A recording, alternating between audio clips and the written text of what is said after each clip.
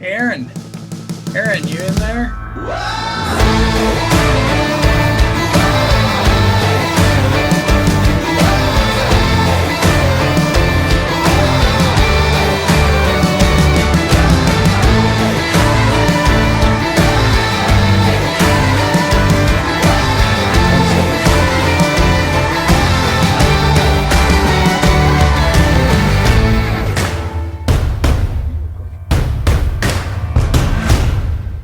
Aaron, Aaron, Aaron.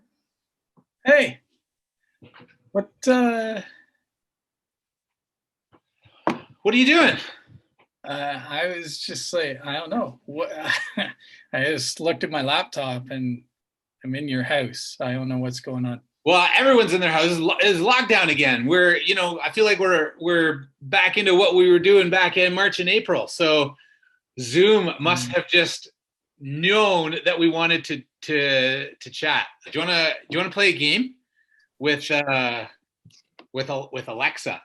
Yeah, I don't know. I'm pretty busy with just sitting in my house waiting for the pandemic to end. It's never gonna end. So here's the game. I got a game we could play. All right. I have a list of words, and I have Alexa. I was going to use my Echo Dot, but it's not connecting. But I have Alexa here, and I've got some words that they're not secret. We're going to show a couple words. They'll show up on the screen, and then we're going to have a bit of a competition to see if we can get the person. I don't want to say her name because it will awaken the beast. We'll try and get her to say the name, and if you can do that, you get a point. Okay, are you ready? Do you want to go first? Sure. I like words. Words. Okay, so the first word is Christmas tree. So you have to address her as such. She is currently listening, and right. And then it's your go. If you only get one shot, and if you don't, I have to do it, and you cannot use the word to get her to say the word. It's kind of like password type thing. All right. Alexa, what is a decoration you put up at holiday season? Here's something I found on the web. According to infobarrel.com, a popular holiday door, porch, and patio holiday decoration is a Christmas wreath. Nope, sorry. Alexa, what is a traditional thing people put up at Christmas? The adjective traditional is usually defined as of or relating to the handing down of statements. I got it this time. Okay, stop. Let's try one more, and then we'll go to the next word. You can say the word Christmas. Let's say the word Christmas. Alexa, where do I put my Christmas presents? I don't know that. Alexa, what are some Christmas carols that begin with O? I know about a number of Christmas carols which begin with O, including O Holy Night, O Tannenbaum, O Come, Emmanuel, O Come, All Ye Faithful, and O Little Town of Bethlehem. Yeah, come on. Okay. Alexa, what song is this? Da, da, da, da, da, I don't know that. Da, da, da, da, da, da, da. No.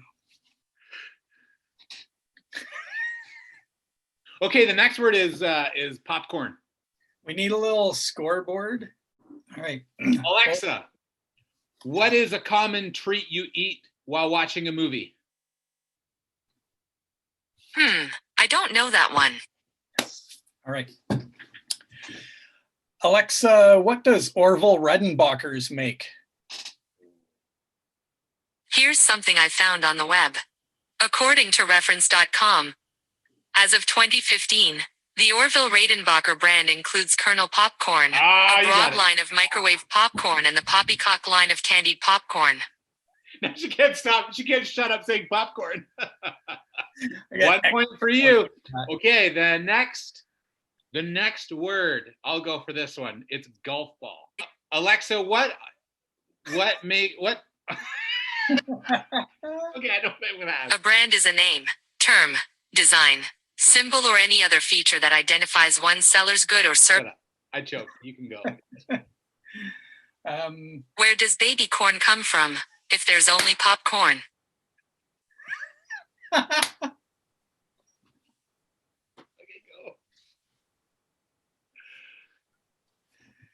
Get her to say golf ball.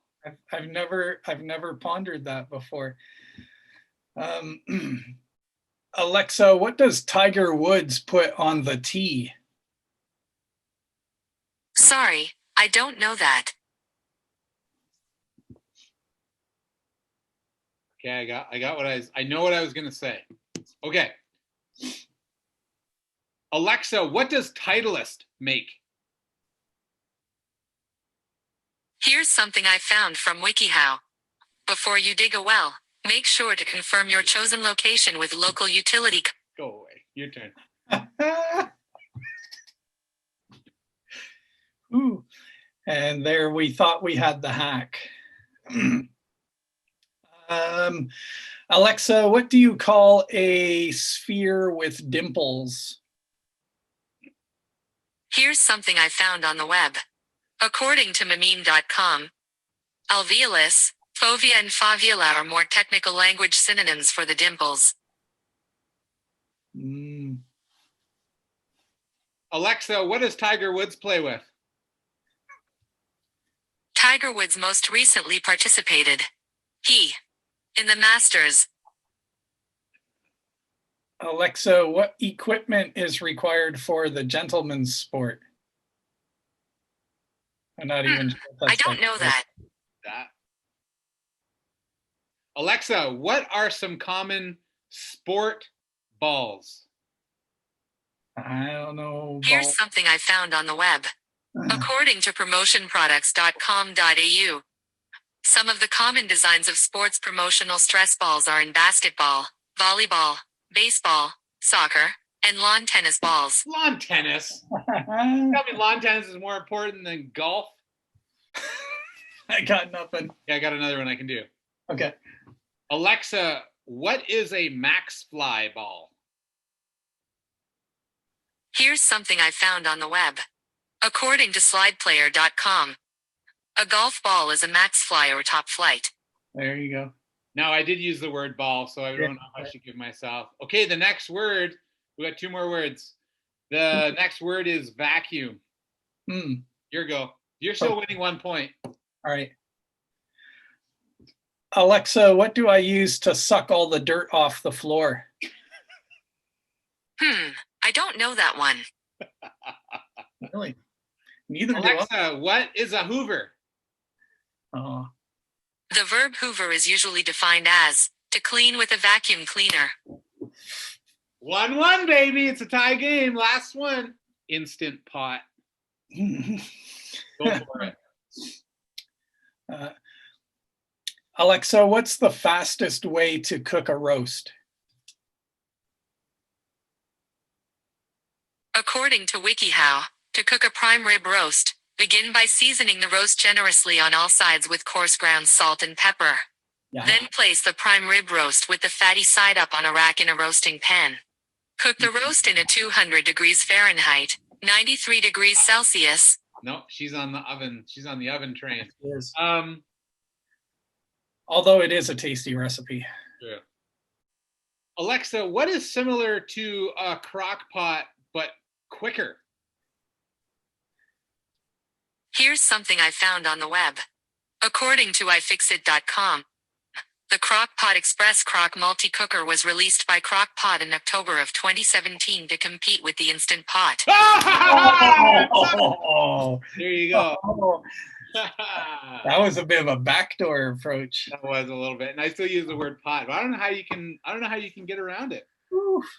So listen, we know that we've been able to get together in the past and answer questions, but we just can't right now. We were going to try, but the weather was just not great today. But that doesn't mean that we still can't answer a question. We had a question that came in, and the question is this, and I don't know if you've noticed that when the pandemic started, a lot of people started using the phrase God is in control.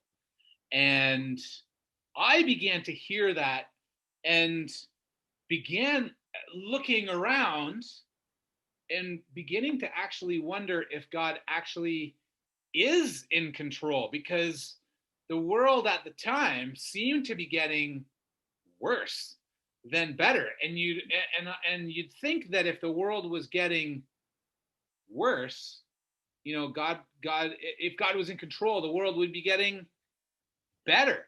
I don't know. What are your thoughts on that? Ooh, yeah.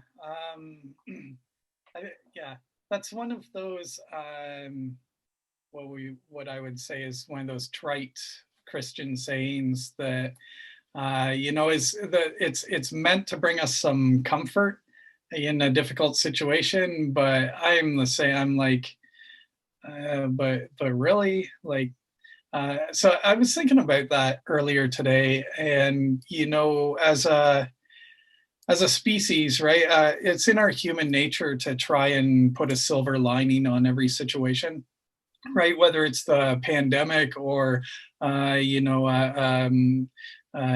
struggles in the family or at school, or mental health issues, whatever. People try and sugarcoat it and bring hope.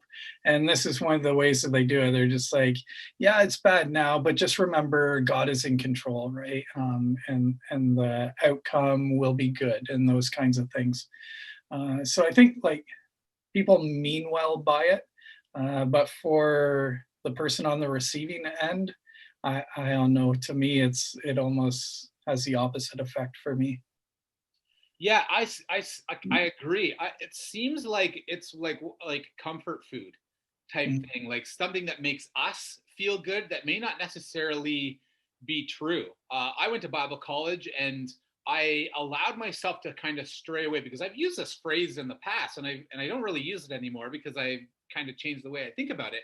But I allowed myself to kind of stray away from the comfort of this phrase to see if anything in Scripture could help bring about like some sort of answer. And the story, a popular story from the Bible, actually came to mind. I want to read it real quick. It's super quick. It involves Jesus, and it's this: a furious squall came up, and the waves broke over the boat so that it was nearly swamped.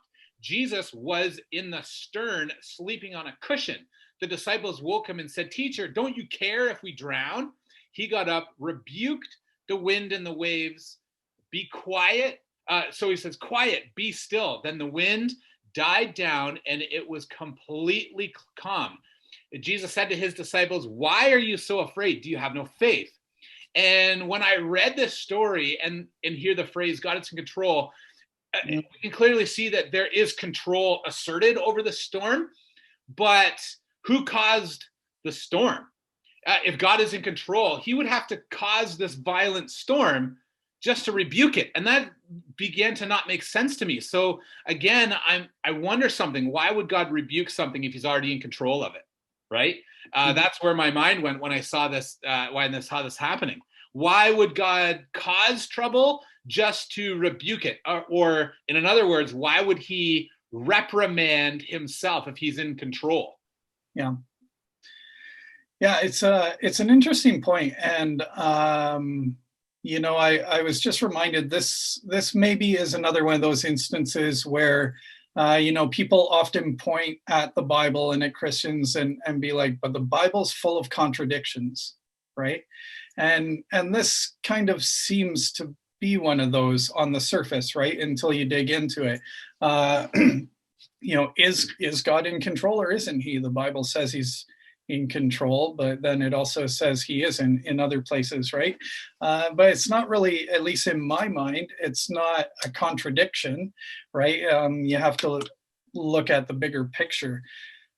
So I like to go back to actually the Genesis story on this one, right? And we've talked about this lots of times in other videos about the Genesis story, but it talks about God creating everything out of nothingness, creating order out of chaos, all of those things, and the Bible overall, it begins with that creation story. It ends with a story in Revelation of the world restored, and all of those things, right? And so we look at that and we go, so God is in control, right? He set this in motion. He knows the end outcome. He knows the end result. So in that way, like, he's in control, right? He always was, always is, always will be. But at the same time, in the Genesis story, right, in that creation account, he talks about, like, he created the earth, the sea, the creatures, man, and then he handed control over to humankind, right? He said, "This is yours to watch over and to steward," right? Yeah. And he gave us free will, right? That's sort of he gave us he didn't want, billions of little robots walking around in his creation doing his will, and just like that was right, that's not what he created. He created us as individuals with the ability to think freely, to act freely, to do as we please, right? So